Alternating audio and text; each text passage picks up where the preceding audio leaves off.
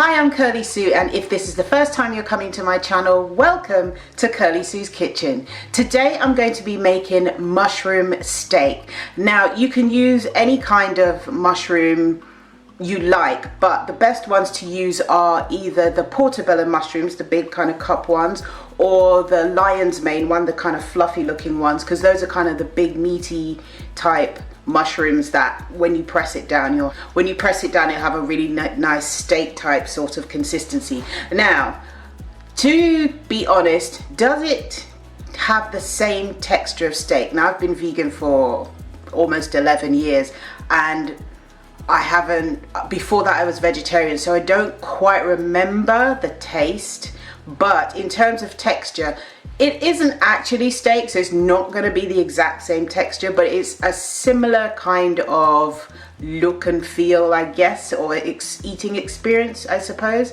But what you have to remember is the flavors are great. The texture will not be exactly the same as a meat steak because it's not meat, but it still be a nice hearty meal that you're having. And this is actually much easier to make than I thought. So before we get to the ingredients, please subscribe to my channel and turn on the notification bell so you'll see more videos just like this one. So now let's go to the ingredients.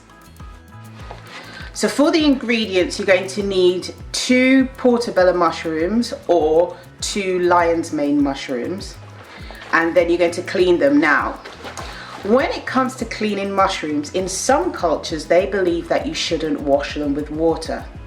I'm not from one of those cultures, so for me, I personally wash them with water. So no, I don't mean to speak down towards people who don't wash them. That's their choice. Everybody has their personal choice. Just for me personally, I wash them with water. So if you don't wash it with water, that's good for you, and washing it with water is good for me. That's it. So just thought I'd clear that up. So you wash them, you clean them, and then you're going to need 2 tablespoons of tomato paste, or if you haven't got any tomato paste, you can use ketchup instead.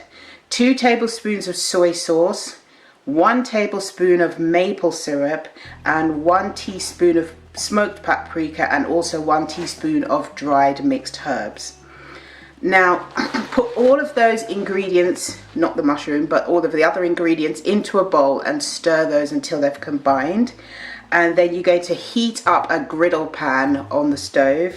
Then you're going to coat the mushrooms in the mixture and then place it down onto the griddle pan and push down very hard with some kind of heavy objects. Now, I've got a small Dutch pot and I've just used that. You can use a small pot, you can use anything. There are cooking weights that you can use those if you have them.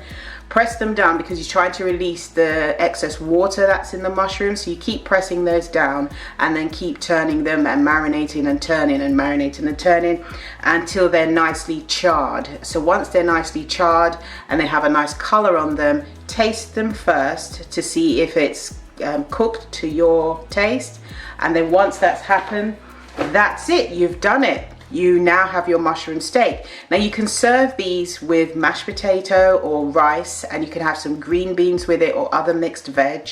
You can dress it up however you like. You can also have chunky chips or chunky fries with it as well. Those go really well.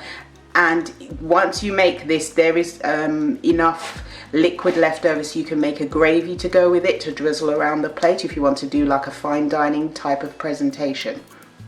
And that's it. That is your mushroom steak.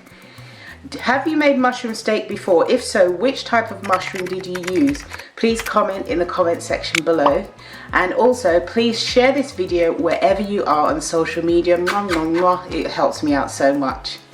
Thank you so much for watching all the way to the end, and I'll see you next time. Bye.